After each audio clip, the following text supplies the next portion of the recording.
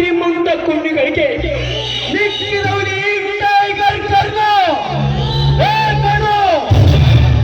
25 ಹೊಳೆಗಳಿಗೆ ಒಡೆಯನಾಗಿ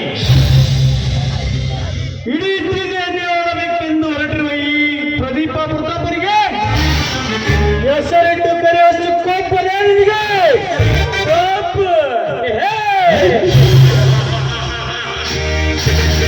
ಕೋಪಲ್ಲೇ ಮಬ್ಬ.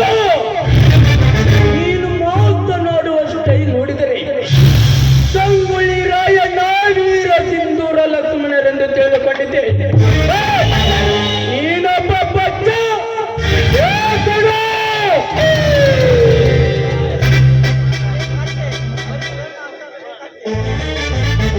ಬರೀ ಕರುಣ ಅಷ್ಟೇ ಅಲ್ಲದೆ ಕುತ್ತೆ. ಕರುಣೆ ಬಂದರೆ ಕರುಣ, ಕಣ್ಣಾದರೆ ನಿನ್ನ ಕರ್ಮ. ನೋಡು, ನನ್ನದೇನಿದ್ದರೂ ಮಾತು ತುಕಡ ಸ್ಟೈಲ್.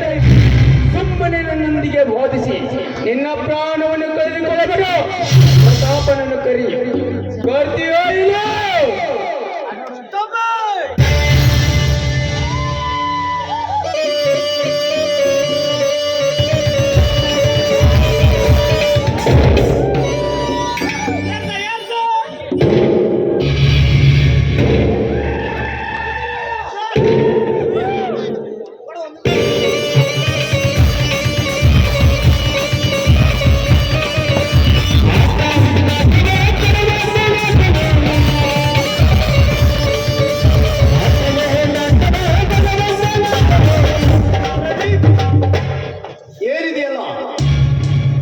ಮನೆಗೆ ಬಂದ ಅತಿಥಿಗಳಿಗೆ ಹೇಗೆ ನಡೆದುಕೊಳ್ಳಬೇಕೆನ್ನದು ಪರಿಜ್ಞಾನ ನಿನಗೆ.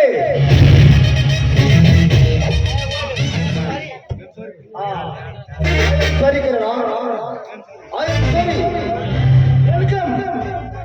ಪ್ರತಾಪ್ ಏನಿದೆಯಲ್ಲ, ನಮಗೆ ಸಿಕ್ಕಂತ ಮಾತನಾಡಿದ ಇವನ ಜೊತೆ ನಿನ್ನ ಸ್ನೇಹ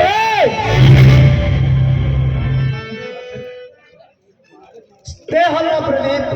ನಿನಗೆ ಆಗಾಗಲೇ ತಿಳಿಸ್ತಿರಲಿಲ್ಲವೇ ನನಗೊಬ್ಬ ಹೊಸ ಪಾರ್ಟ್ನರ್ ಸಿಕ್ಕಿದ್ದಾನೆಂದು? ಓಹೋ, ಅಂದರೆ ಇವನೇನ ಕರುಣ? ಇವನೇ ಟೈಗರ್ ಕರುಣ.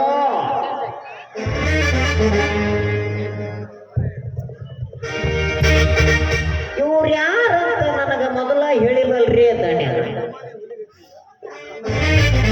ಒಂದ್ ನಮೂನಿ ಹುಲಿಗತ್ತೆ ನಡುಗು ಸಿಡ್ಲು ಹೊಡೆದಂಗ ಕಾಣ್ತೈತೆ.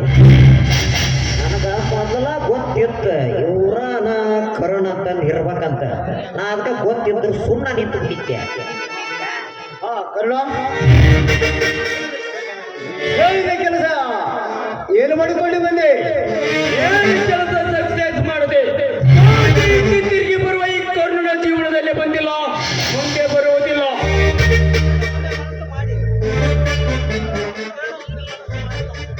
ನಾವು ಮಾಡ್ತಿರುವ ಕಾರ್ಯಕ್ಕೆ ಆ ಬ್ರಹ್ಮ ಕೂಡ ಎದುರು ಹೋದರು. ಎದುರಾದವರ ತಲೆ ಬೂಳೆನೆ ಉಳಿಸಿ ತನ್ನ ಕೆಲಸ ಸಕ್ಸಸ್ ಮಾಡಿಕೊಂಡು ಬರ್ತಾನೆ ಈ ಪಾತ್ರ ಬಂಟ ಟೈಗರ್ ಕಣ್ಣ. ತೆಗೆದುಕೋ ದುಡ್ಗೆ. ಓಕೆ ಕಿರಣ,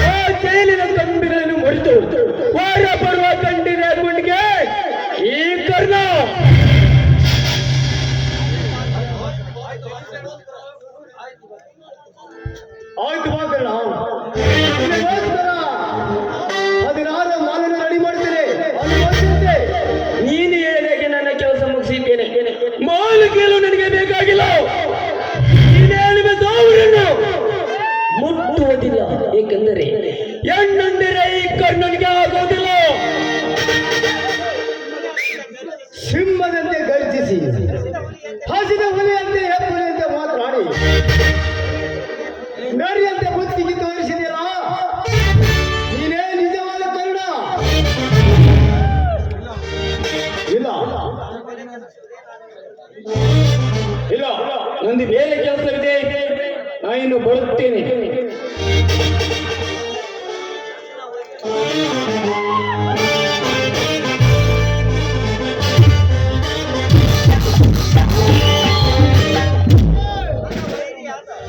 ನನ್ನ ವೈರ್ಯಾದ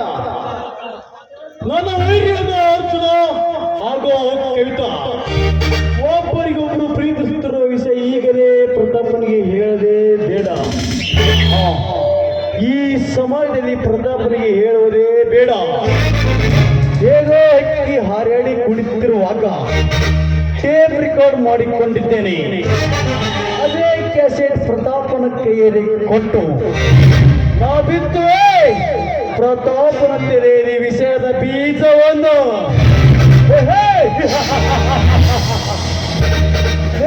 ಹುಚ್ಚು ಹಾಗದ ಎಣ್ಣೆ ಕವಿತಾ, ನಿಮ್ಮಿಬ್ಬರ ಪ್ರೀತಿಯನ್ನು ನಿಮ್ಮ ಅಣ್ಣನ ಕೈಯಿಂದಲೇ ಚಿತ್ರ ವಿಚಿತ್ರ ಮಾಡಿಸಿ ಮತ್ತೆ ನಿನ್ನ ಮೇಲೆ ನನ್ನ ಪ್ರೇಮದ ಬಲೆ ಬೀಸಲಿದ್ದರೆ ನಮ್ಮ ಹೆಸರು ಪ್ರದೀಪನೇ ಅಲ್ಲ.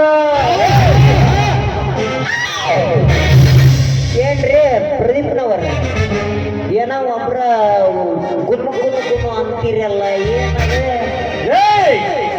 ಆದ್ಯೋಗ ನಿನಗೆ ಏಕೆ ಬೇಕು? ಒಮ್ಮನೆ ಮಗನೇ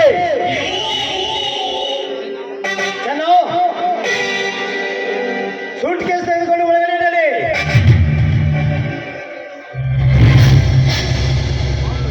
ಬಾ ಪ್ರದೀಪ್.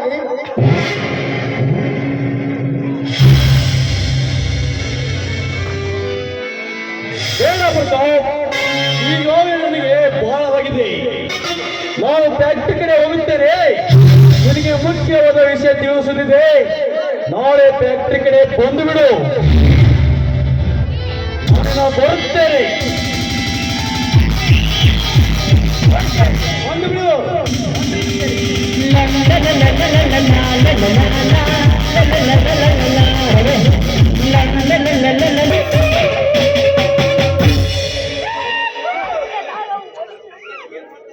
ನೀನು ಹೇಮಂತನ ತಮ್ಮ ಅರ್ಜುನ್ ಅಲ್ಲವೇ?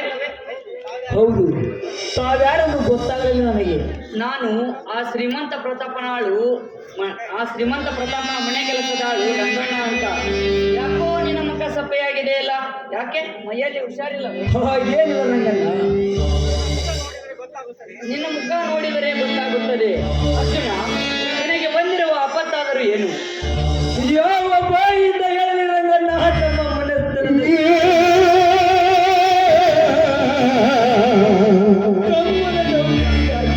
ಮನೆಯಲ್ಲಿ ತಾಯೆಲ್ಲ ದವಸ ಧಾನ್ಯಗಳನ್ನು ಮಾಡಿದ್ದೇವೆ. ಈಗ ಮನೆಯಲ್ಲಿ ತಿನ್ನಲಕ್ಕೆ ಒಂದು ಒಣಕು ಕಾಳ ಸಹಿತವಿಲ್ಲ ರಂಗಣ್ಣ.